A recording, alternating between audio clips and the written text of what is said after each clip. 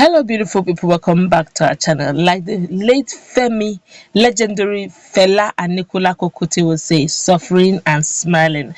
Nigerians have become accustomed to the level of hardship and they have decided to take to the social media to always express themselves one way or the other.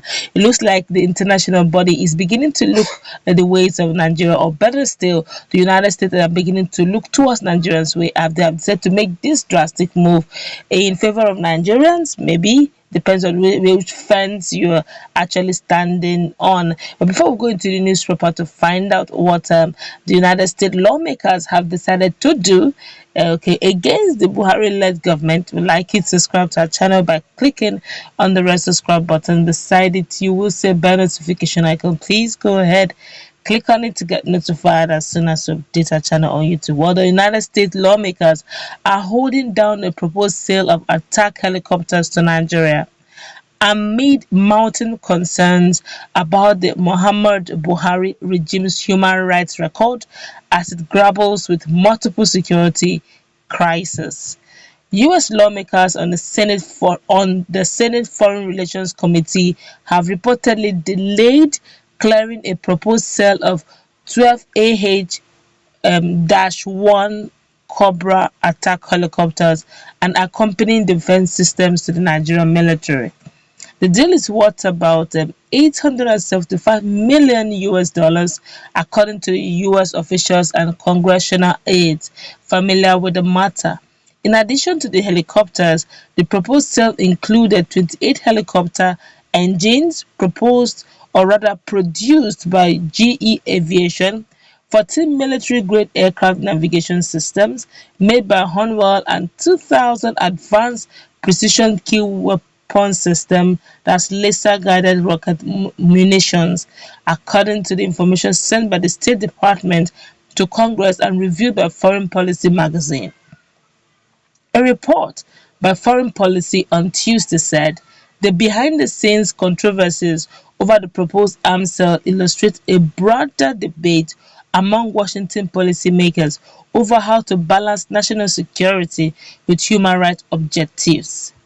The hold on the sale also showcases how powerful U.S. lawmakers want to push the Biden administration to rethink U.S. relations with Nigeria amid overarching concerns that Buhari is drifting towards authoritarianism as his government is besieged by multiple security challenges, including the Boko Haram insurgency. But Western governments and international human rights organizations have wrapped up their criticism of Buhari's regime, particularly in the wake of its ban on Twitter's systematic corruption issues and the Nigerian military's role in deadly crackdowns on #EndSARS protesters as at last October.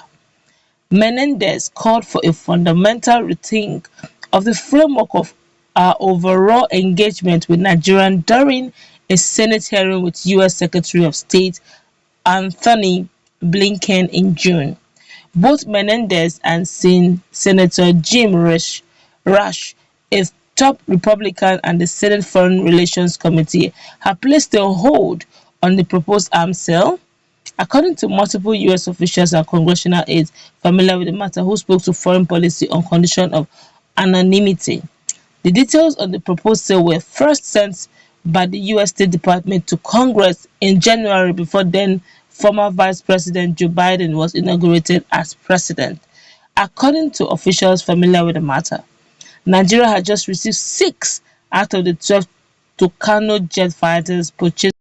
Some experts said the United States should hit the pause button on major defense sales until it makes a broader assessment of the extent to which corruption and mismanagement hobble the Nigerian military and whether the military is doing enough to minimize civilian casualties in its campaign against Boko Haram and other violent insurgents.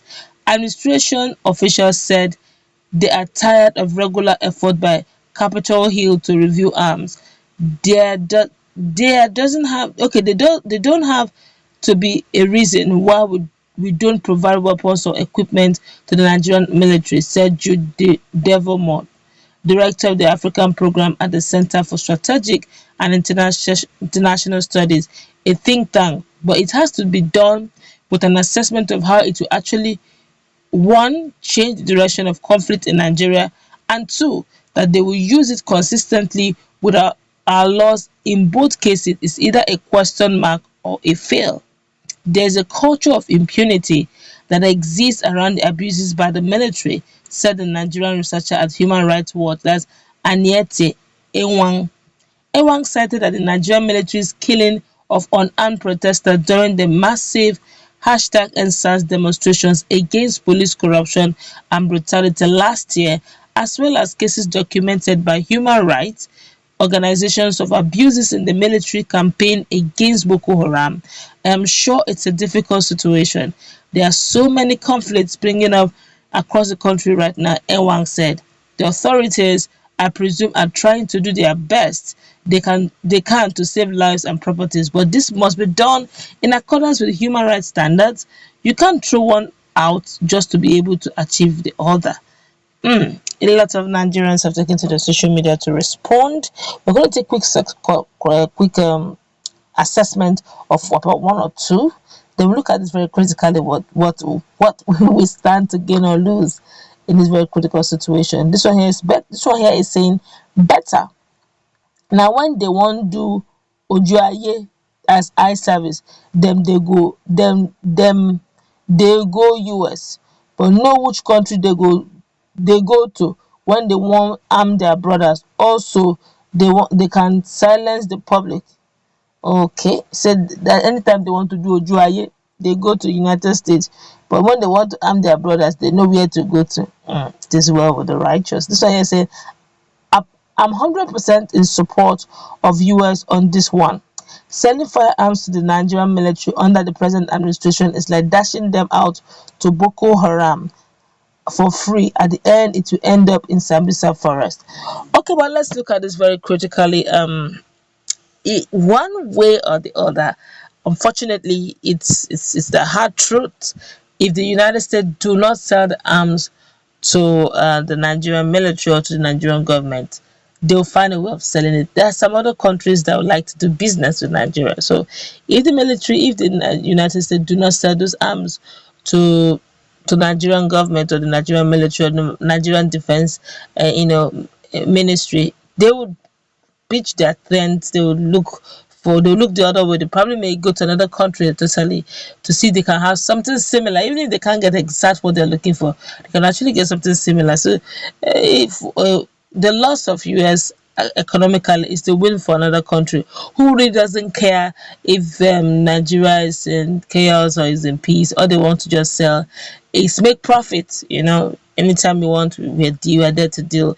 But whichever way, I think United States is actually trying to look at the situation critically. If that honestly, that clearly shows that they actually have been listening to Nigerians' outcry, just that they're just respecting the sovereignty of Nigeria.